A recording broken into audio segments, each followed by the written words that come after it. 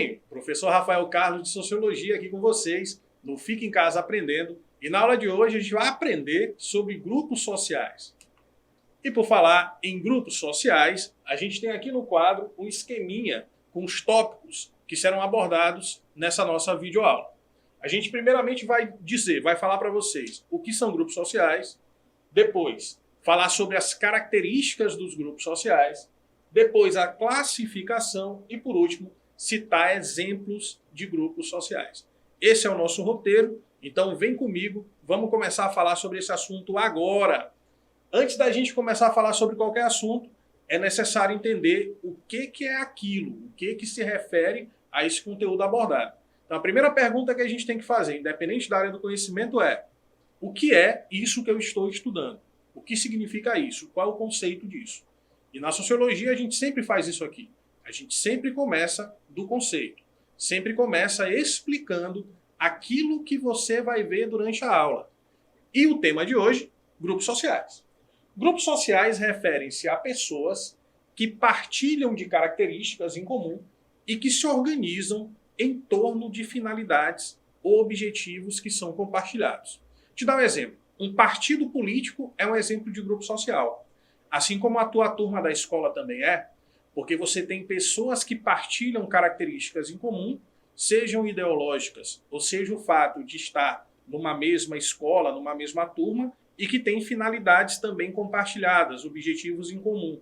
No caso do partido político, a questão das relações de poder, de conquistar espaços e cargos na política. No caso dos alunos de uma sala de aula, conseguir a aprovação, inclusive no vestibular também, certo? Então a gente tem aí grupos sociais diferentes, se tem um partido e uma sala de aula, onde tem indivíduos que estão ali interagindo de maneira constante e compartilhando objetivos e finalidades em comum. Beleza? Então já entendemos primeiramente o que são grupos sociais. Vamos seguir aqui, ó. Os grupos sociais, eles acontecem, eles decorrem, são consequência de uma necessidade humana, que é a necessidade de criar vínculos e de se relacionar com os outros, de interagir socialmente. Um dos grandes sociólogos clássicos, chamado Durkheim, afirma que o homem é um ser gregário. O que significa isso? O homem é um ser que, para realizar plenamente a sua existência, ele precisa se agregar, ele precisa conviver com outros e aí estabelecer vínculos, interações e relações sociais, para que ele seja de fato humanizado. Entendeu? Então essa necessidade de vínculo, de interação e de relações sociais é uma coisa que para grande parte dos sociólogos é natural, é característico da própria existência humana. E os grupos sociais surgem exatamente por conta disso, por essa necessidade de estabelecer vínculos, interações e de nutrir um sentimento de pertencimento ao grupo, de fazer parte de uma identidade coletiva também. Primeiramente, a gente precisa entender o que é grupo social para depois caracterizar. Grupo social, conjunto de indivíduos que estão ali interagindo, que se relacionam socialmente e estabelecem, compartilham objetivos em comum. E características dos grupos sociais veremos a partir de agora. Os grupos sociais são caracterizados pela forma com que eles se organizam. Então a gente já tem um critério. Olha só, toda vez que a gente vai classificar em qualquer ciência, sociologia, química, física, tanto faz. Toda classificação, ela necessita de um critério. E é nesse critério que a gente vai ali olhar, observar as características fundamentais sobre aquele assunto. As características fundamentais dos grupos sociais nos levam à classificação, porque elas estabelecem um critério, ok? Lembra disso. Toda classificação necessita de critérios. E aqui o critério é a maneira pelo qual o grupo se organiza, a forma pela qual o grupo se estabelece. A organização, as interações sociais nos dizem ali que tipo de grupo é aquele. Mas calma aí, que classificação não é agora, é daqui a pouco. Vamos primeiro analisar as características. Vamos primeiro entender os critérios para chamar aquilo de grupo social, para chamar aquele aglomerado, aquele conjunto de pessoas de grupo social. Outra pergunta. Todo conjunto de pessoas necessariamente é um grupo social? Será que uma plateia de um show ou uma fila na lotérica é um grupo social? Daqui a pouco eu respondo para ti. Cada grupo social partilha de normas, valores, hábitos e costumes próprios, ou seja, característicos daquele grupo social, certo? Então a gente já tem aí, ó, duas características fundamentais: a forma como se organiza e o fato de que naquele grupo se compartilha valores, ideais, hábitos, costumes, etc. Certo? Características fundamentais são 7. Está aqui listado. Vou ler devagar com você. Primeira, a organização. Todo grupo social, seja um grupo familiar, um grupo escolar, seja grupo de relações de vizinhança, de lazer, tanto faz. Ele se estabelece a partir de uma certa organização. Mesmo que ela não seja necessariamente explícita, mas ela pode ser velada, pode ser implícita nas relações sociais. Mas há necessariamente um ordenamento, uma organização dentro do grupo. Segundo, interatividade, fundamental. Se você pegar várias pessoas e colocá-las numa sala e elas não se relacionarem, não conversarem de forma nenhuma, não existe a possibilidade mínima de se estabelecer um grupo social. Porque o grupo social necessariamente depende da interação das pessoas. Os indivíduos isoladamente, a soma dos indivíduos somente, não gera um grupo social, ok? Então, não faz sentido a gente pensar que haja grupo social sem que haja um mínimo de interação. Vamos voltar para a fila da lotérica? Você está lá na fila da lotérica, na época pré-pandemia, né? Que agora fica mais complicado, aglomeração. E aí tem um monte de gente para pagar a conta, certo? Aí um começa a conversar com o outro, fala assim, nossa, mas que demora, né? Aí fala, é verdade, está demorando muito. Ou seja, aquelas pessoas estão ali começando uma conversa. Elas estão interagindo? Sim. Ah, professor, então uma fila de lotérica é um grupo social? Não. Porque a simples interação, ela não é suficiente. Essa interatividade, ela precisa ter também uma continuidade. Ela precisa ter uma durabilidade. Ela não pode ser algo meramente transitório, temporário, efêmero, certo? Passageiro. É diferente das pessoas que estudam com você na mesma turma. Porque durante aquele ano letivo, vocês interagem de forma constante. Mesmo que você não goste da pessoa, não tenha uma relação de amizade, mas há uma interação, porque vocês estão no mesmo ambiente durante muito tempo. Vocês estão constantemente se encontrando naquele espaço. E aí, há uma interação. Professor, mas e agora com as aulas remotas? Eu posso dizer que a minha turma é um grupo social? Sim. Porque essa interação só deixou de ser presencial. Ela continua a ser online, virtual, via EAD, no ensino à distância, no modelo remoto. Entendeu? Então, mesmo assim, existe essa interatividade. Com continuidade. Essa interatividade se dá de forma durável e não de forma temporária somente. Então, isso é importante, tá? Ficar ligado nessa dica. Pluralidade. Pluralidade de membros. Todo grupo social precisa ter 2 ou mais pessoas. Não existe o grupo social do eu sozinho. Aí seria um grupo individual, né? Então a pluralidade também é característica fundamental. Exterioridade e objetivo comum.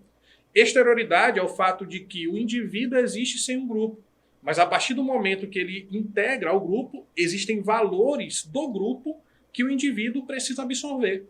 É tipo a galera mais jovem ali, quando começa a andar de skate ou começa a escutar algum estilo musical e começa a andar com pessoas que também gostam daquele estilo, daquele esporte, tem alguns, né, hábitos, alguns costumes, alguns signos ali que são característicos daqueles grupos. E a pessoa ela vai também, com o passar do tempo, absorvendo essas características coletivas, que são colocadas de forma exterior a ela, ok?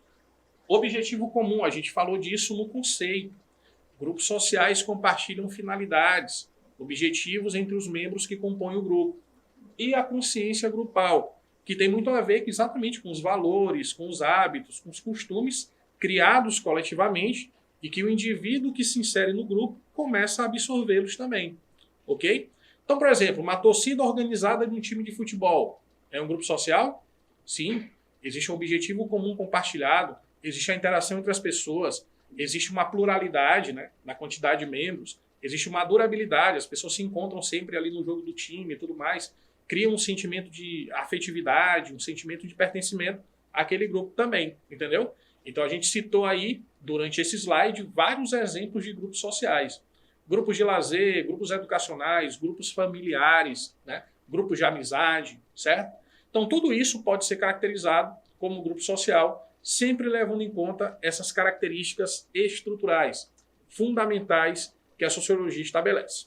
Ok, vamos seguir agora para falar sobre um pouco mais sobre as características, né? A gente falou ainda há pouco quais eram, e aqui tem um slide, se você quiser, ó, tira um print da tela, tira uma fotinha aí se você estiver vendo pela TV, ok? Organização, pluralidade, interatividade, exterioridade, objetivo comum, consciência de grupo e continuidade.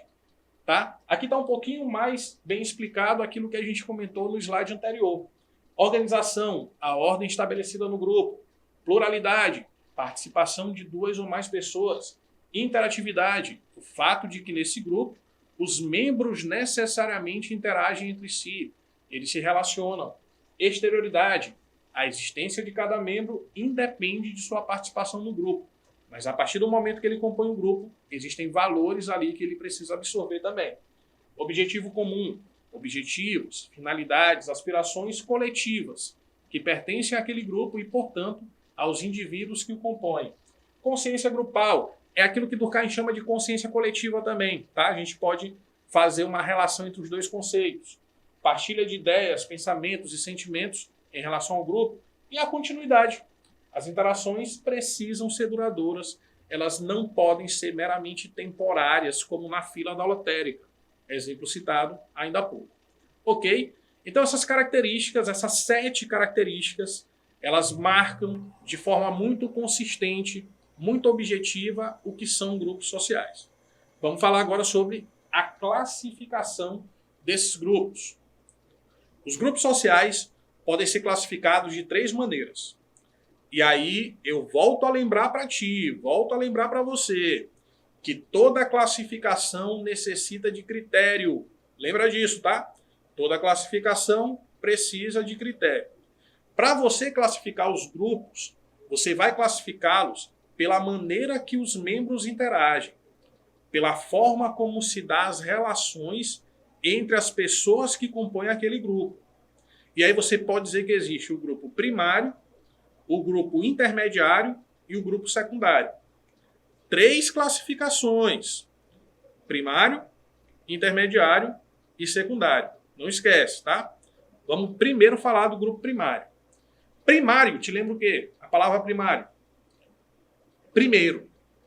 Aquilo que está lá no início, ok? Então, saca só. Grupo primário é o primeiro grupo que a gente integra. É o primeiro grupo que a gente faz parte desde lá da nossa primeira infância. O que caracteriza um grupo primário? Primeiramente, o fato de existirem interações que são duradouras. E essas interações duradouras estabelecem laços de afeto. A afetividade, os laços de afeto entre os membros, estabelecem a existência de um grupo primário. Qual é o grupo primário por excelência que a gente integra desde o início, do comecinho da nossa vida? Família.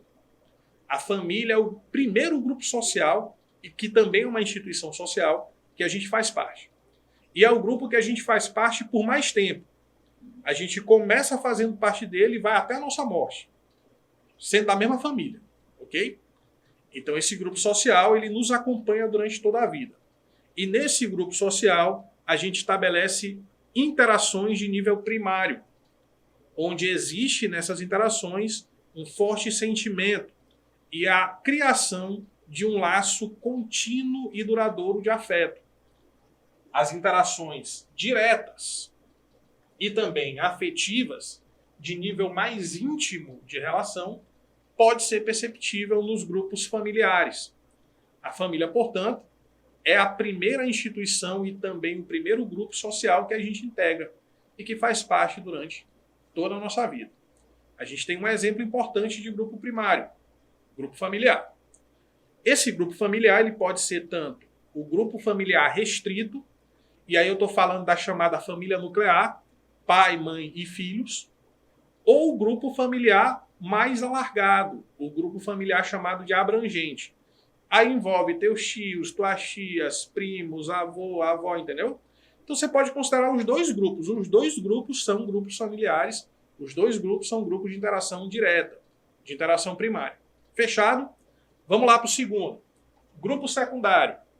O grupo secundário já é um pouco mais distante. ele não necessariamente tem ali nele interações de nível direto ou primário, com criação de intimidade, laço de afeto, mas existe uma relação que pode ser tanto direta quanto indireta entre os indivíduos. Inclusive por telefone, grupo de WhatsApp, grupo do Facebook também, certo? E sem tanta intimidade. Os grupos profissionais e os partidos políticos são exemplos de grupos secundários. Você tem uma interação entre as pessoas que estão filiadas àquele partido, que pertencem àquele movimento social, ou que estão num grupo profissional, né, num grupo de trabalho, mas que não necessariamente é uma interação onde haja intimidade ou laços de afeto, e pode se dar também de forma indireta, não necessariamente com contato direto, frequente e presencial entre as partes, mas pode ser de forma indireta, via telefone, via e-mail, via grupo do WhatsApp, ok? Então seria ali um grupo secundário. E aí no meio dos dois, ó, primário, secundário, tem o do meio, o intermediário, certo? Família, grupo primário, grupo de trabalho, partido político, movimento social, grupo secundário. E bem no meio tem o chamado grupo intermediário. O que são os grupos intermediários? São aqueles que o contato também é direto, assim como no primário, também é duradouro, mas não necessariamente gera intimidade. Não necessariamente existe uma relação íntima ou afetiva entre os membros que o compõem. De que tu lembra agora? Da escola, da faculdade. Os grupos escolares, por exemplo, assim como as relações de vizinhança, os grupos de vizinhança ali do condomínio, da rua, etc., também são grupos intermediários. Você tem um contato direto e frequente com as pessoas que compõem o grupo, é um contato pessoal, mas não necessariamente existe a construção de intimidade, de laços de afeto, como existe, por exemplo, na família, certo? Então você tem, ó, família, grupo familiar, grupo primário, escola, grupo intermediário, trabalho, partido político, etc., grupo secundário, ok? São essas três classificações que a sociologia traz em relação aos grupos sociais. E aí, para finalizar, para ficar tudo bem marcado aí na tua mente, a gente fala de exemplos de grupos sociais. Eu coloquei 3 exemplos. Grupo familiar, grupo profissional, grupo educativo. Grupo familiar, o grupo primário por excelência. O primeiro grupo que a gente faz parte e durante a nossa vida toda a gente vai continuar fazendo parte dele também. Existem relações de nível direto, duradouro e construção de laços de afeto e intimidade também. Grupo profissional são as pessoas, os profissionais, as instituições e os órgãos formais organizados em torno de ações de trabalho.